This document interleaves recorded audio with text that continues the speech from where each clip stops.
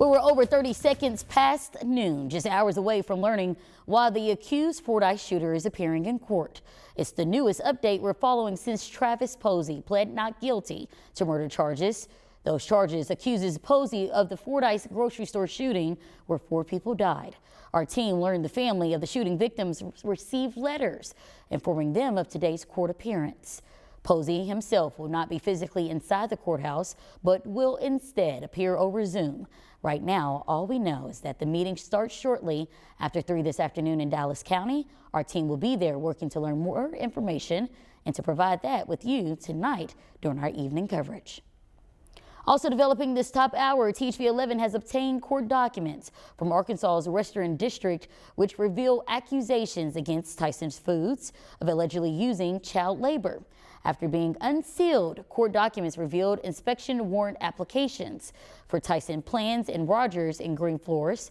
Those claims alleging minors are being employed in violation of labor laws and has now prompted involvement by the Department of Labor.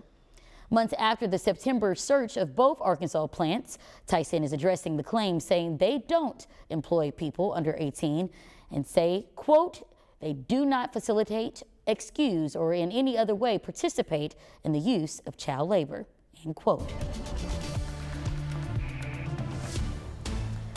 Well, we now want to switch gears because just last night, some parts of the state witnessed a special event happening right above our heads. Tracy, tell me a little bit more about this image. Well, we talk about the Northern Lights, and it's something that's sometimes on people's bucket lists, and so you don't see it sometimes. I mean, this has been a phenomenon that so many people were excited about.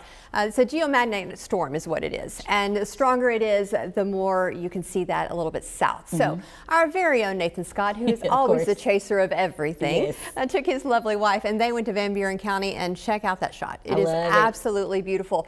The pinks and the purples, and around the state, everyone just sent in the most beautiful pictures. This is Lisa Crutchfield from Prattsville.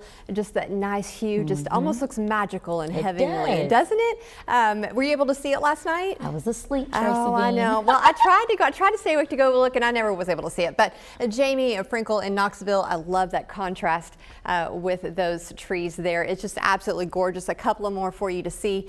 We've got Phyllis Sorrells in Batesville. I love the reflection on the water with this one. I think that is just so beautiful. Currently in central Arkansas, we have hit 80 degrees, a few 70s here and there, but we're going to start to warm up to right around 86 for that high today. And we will start to see those temperatures on the rise. But if you're headed to the fair, the fair starts today. It's fall. It's supposed to be nice and cool, but it's going to be just a little warm for tonight. But don't you worry, next week we do have some nice fall weather coming. But if you're headed out to the fair tonight, it might be a good night to wear some shorts. But sunny skies until around 7 p.m. We're going to see those stars out tonight, nice clear skies. It'll be fairly cool in the morning, but still around 77 at 7 p.m. So go out there, have some fried Oreos for me, and let me know all about it. And we would love to see all your pictures as you enjoy this beautiful Arkansas evening.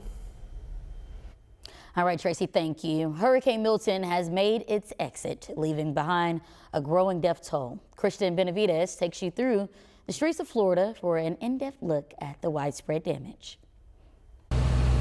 Rescue operations continue in Florida, with crews traveling in high water left behind from Hurricane Milton. Just devastating. Everything is floating. The water was waist deep at this Lakeland mobile home park, where Billy Mofield and his wife rode out the storm. It was scary. Oh, there still is anxiety.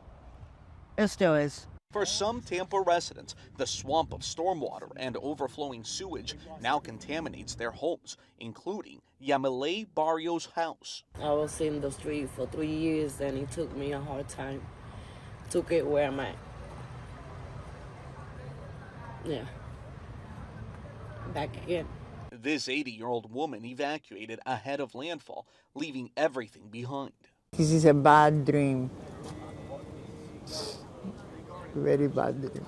Here in downtown St. Petersburg, Milton's thrashing winds pushed this massive crane from a skyscraper that's being built into an office building right across the street. No one was inside at the time, but there's lots of debris left over. It's very hard to prepare You got to just take cover and hope for the best. Milton also brought an unprecedented wave of deadly tornadoes to the state, including multiple twisters to St. Lucie County in the span of 20 minutes. In Vero Beach, this family took cover in the bathroom as a twister tore through their neighborhood. Even with the hurricanes, like, it's never been this bad. Morgan Reiner from CBS Miami had an update on this pup named Lulu, rescued after tornadoes hit this retirement community. Love you, Lulu.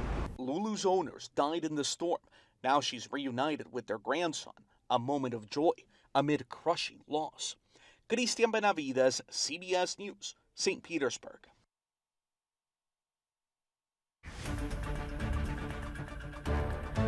We're turning your attention now to more tragedy, but this time in White County, where police are working to find out what led to a teenager being hit and killed by a train. Just yesterday, we learned the body of a 15-year-old boy was found on the Union Pacific tracks close by Railroad Street in Beebe. Union Pacific says none of their crew members were hurt. However, the Beebe School District issued a statement extending their condolences to the community. They also spoke on the freshman, saying he was a, quote, cherished member of our Beebe School District family. And other developments, this is not video you are seeing of Little Rock School District, but the Little Rock School Board is working to change its inner system. They met for the first time to address assault allegations regarding two of their very own. Board President Michael Mason and member Vicki Hatter. The board's now new focus is to strengthen ties and fill holes as they open. We went ahead and developed a flyer that's in your folder and the packet of information that you have that actually is aligned to the process that is in the letter, and it has the requirements, the state or the legal requirements to be a board member. All that stuff is here, plus the links to the zones so that folks can double check to make sure that they live in the zone. The board will begin interviews in November, as the current board member in that position will step down at the end of that month. The board then has 30 days to fill the position, and that new member will serve until November 2025. Well, something to think about: if you're retired, there's a growing chance you could see a bump in your Social Security benefits starting as soon as next year.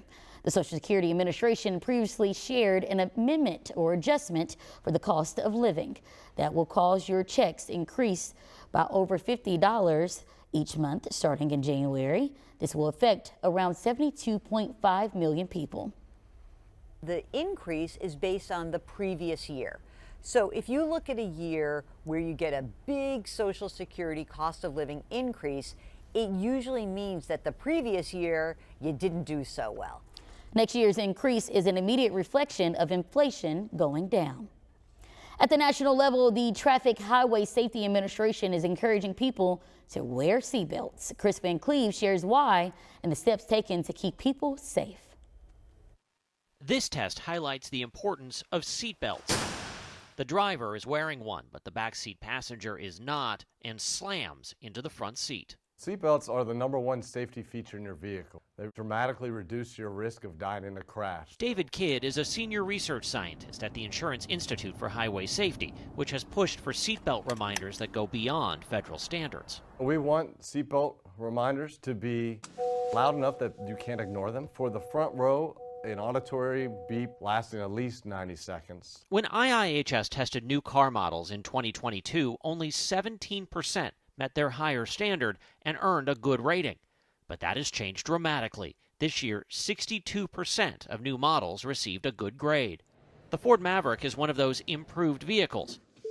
It used to have a short chime when the driver failed to buckle up and just a small warning symbol on the dash. Now there's a loud chime and a flashing visual warning. The manufacturers are not only improving those reminders for unbuckled front row occupants, but they're adding them for the rear rows as well. That includes the Volvo X40. If a passenger unbuckles in the back seat, the chime is now louder and longer. IIHS says good warnings increase seatbelt use, and if every vehicle had them, it could save nearly 1,600 lives a year. Chris Van Cleve, CBS News, Phoenix.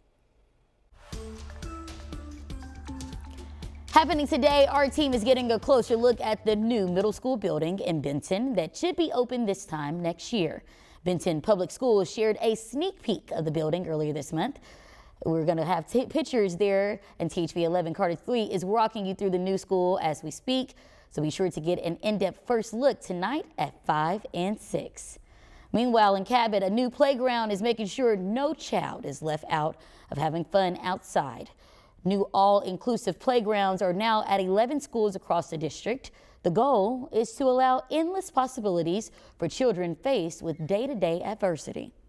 Not only in the classrooms, but also on the playground. We are looking for opportunities for all of our students to have access to all things. Our team spoke to some of the children who are now enjoying the fun. You can watch this story in full when it re-airs tonight. COVID symptoms could linger around well after you've cleared the virus. Just ahead, we share what could happen as your body fights to recover. Your fall forecast is feeling, well, a little warm. Let's talk about that and when that cool weather is going to make its way to Arkansas. Coming up after the break.